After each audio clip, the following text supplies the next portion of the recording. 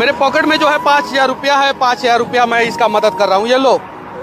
लेकिन मैं तुमसे विनती कर रहा हूँ, जाओ घर बिहार में और वहां पे वहां के नेताओं से हक मांगो, नहीं तो बिहार के मजदूरों को बिहार से बाहर मारा पीटा जाएगा। और जब बिहार में जाके तुम अपना घाव दिखाओगे ना, तो वहां के नेता तुम्हारे घाव पे भरोसा नहीं करेंगे और तुम्हें ही अपराधी बना देंगे, और तुम्हारे घाव के लिए जो लड़ेगा, तुम्हारे हक के लिए जो लड़ेगा, उसको भी अपराधी बना देंगे। और हाँ, मैंने दिया है 5,000 रुपया इस बच्चे को। अगर इस बच्चे का मदद करना आप लोगों के नजर में गुनाह है तो मैं गुनाहगार हूं और मैं मदद करूंगा।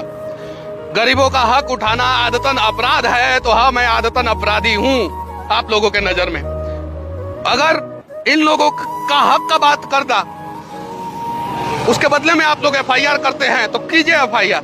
लेकिन मैं बिहार के लोग जो गूंगे बहरे हो गए, अपने हक के लिए लड़ना भूल गए हैं, उनको